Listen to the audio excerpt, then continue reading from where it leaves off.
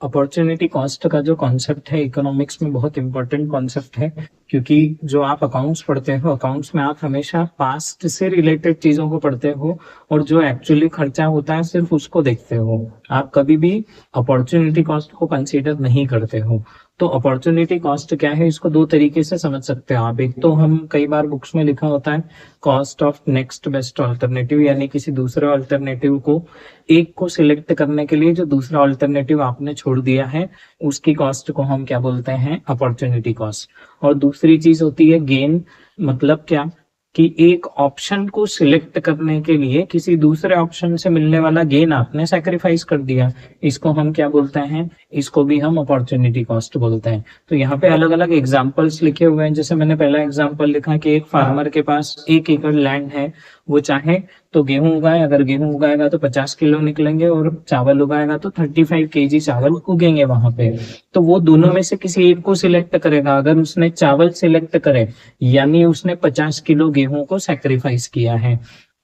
अगर उसने wheat select किया, गेहूं सिलेक्ट किया, यानी 35 केजी के राइस उसने सैक्रिफाइस करे हैं जो कि उगाए जा सकते थे, प्रोड्यूस किए जा सकते थे, लेकिन व्हीट प्रोड्यूस करने के लिए इसको सैक्रिफाइस करा उसने।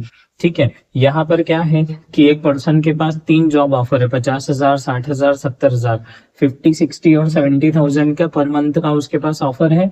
वो सिलेक्ट करेगा अगर 70 को, तो उसने सैक्रिफाइस किसको किया है, 60 को सैक्रिफाइस किया। नेक्स्ट बेस्ट ऑल्टरनेटिव 50 के बारे में तो अभी बात भी नहीं करेंगे अपन, क्योंकि वो बहुत कम है।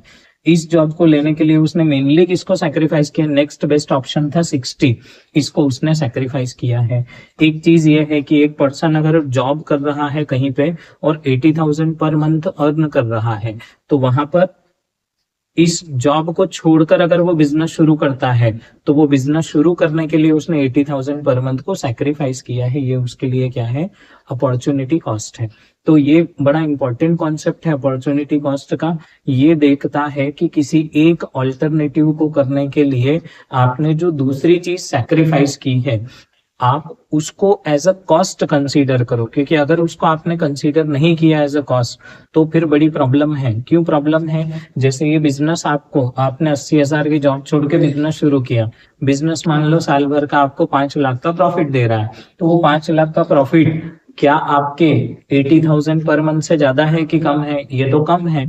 तो लोगों को दिखेगा कि बिजनेस प्रॉफिट दे रहा है 5 लाख का, लेकिन इकोनॉमिक्स बोलेगा कि 80,000 पर मंथ, यानी आपका एक बड़ा अमाउंट आपने छोड़कर 9,60,000 साल भर के छोड़कर एक बिजनेस कर रहे हो जो 5 लाख कमा के दे रहा है, तो अभी आप नेगेटिव में चल रहे हो इकोनॉमिक्स के हिसाब से। ठीक है, ये है कॉन्सेप्ट आपका अपॉर्चुनिटी कॉस्ट।